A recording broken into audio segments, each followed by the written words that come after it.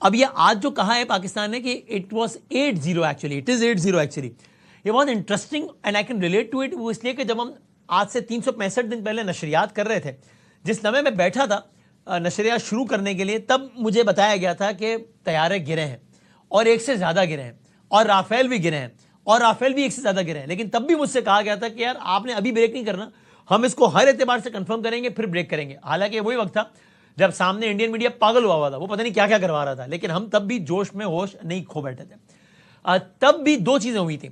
ایک، ہمیں یہ کہا جا رہا تھا، بتایا جا رہا تھا کہ اصل گرائے گئے طیاروں کی تعداد تو اس سے بھی زیادہ ہے، لیکن ابھی ہم باوجود یہ کلیم کر رہے ہیں جتنوں کی الیکٹرانک سگنیچرز ہیں اور سارا کچھ ہے. اس وقت آپ نے بھی ایک بات کہی تھی مجھ سے، ہماری پہلے آف دا ریکارڈ بات ہوئی تھی، پھر آپ نے وہ ریکارڈ میں آپ نے کہا یہ ہوئے تو 5 نہیں ہے، اس وقت پہلے ہم نے 5 کہا تھا، آپ نے کہا تھا ہوئے تو 6 ہیں، لیکن تو میں نے کہا تھا یہ آپ ذمہ داری سے کہہ رہے ہیں، تو آپ نے کہا تھا جی میں بالکل ذمہ داری سے کہہ رہا ہوں. So we had all the reasons to believe کہ یہ طیاروں کی تعداد اصل میں 5 سے بھی زیادہ ہے. اس سارے تناظر میں آپ بتائیے گا تجزیے اور معلومات کی روشنی میں کہ آج جو پاکستان نے یہ جو نیا کلیم کیا ہے، اور ظاہر ہے آپ یہ بھی سمجھائیے گا کہ یہ کلیم کرنے کا مطلب ایسا نہیں ہوتا کہ یار بیان دے دیا، بس دے دیا تو دے دیا. الیکٹرانک سگنیچر، ٹیکنیک، ساری چیزیں ہوتی ہیں، تو یہ کوئی کچھ پیچھے ہوتا ہے تو ہی اس طرح کلیم ہوتا ہے. یہ اس کی کتنی سگنیفیکنس ہے؟ بہت شکریہ بادامی صاحب، آپ نے انوائٹ بھی کیا اور 365 دن آپ میموری میں پیچھے بھی لے گئے.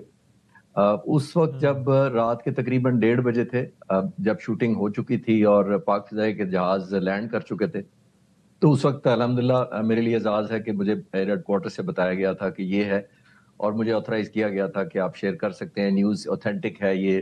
اور میں آپ کے ویورز کو اپنی پاکستان ایئر فورس کی گریس اور کریڈیبلٹی کے سینس میں بتاتا چلوں کہ مجھے پہلے 6 کہا گیا اور پھر کہا گیا کہ نہیں سر آپ 5 بتائیے. ابھی تو میں نے خود ہی پوچھا کہ ابھی تو آپ 6 کہہ رہے تھے، 5 کیوں کہوں میں؟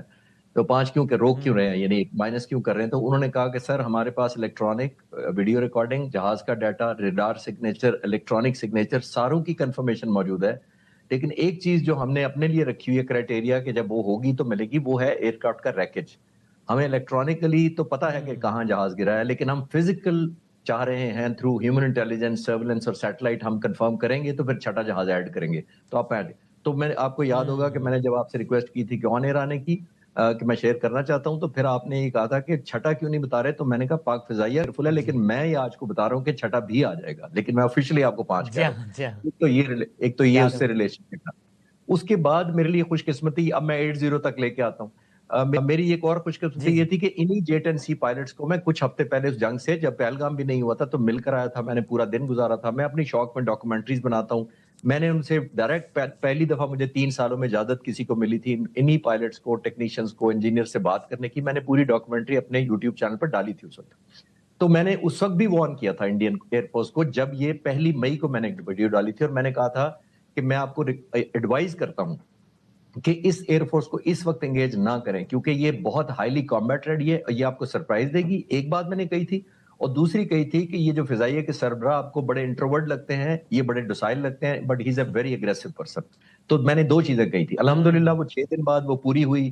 وہ ویڈیو تو چلے ملین پر چلی گئی، وہ علیحدہ بات تھی، لیکن میری بات درست ثابت ہوئی. پھر اس کے بعد میرے لیے ایک اور اعزاز یہ ہوا کہ پوسٹ آپریشن بھی مجھے اعزاز ہوا کہ جا کر یہی V T Rs, videos, recordings, radar signature, electronic verification میں نے خود اپنی آنکھوں سے دیکھے.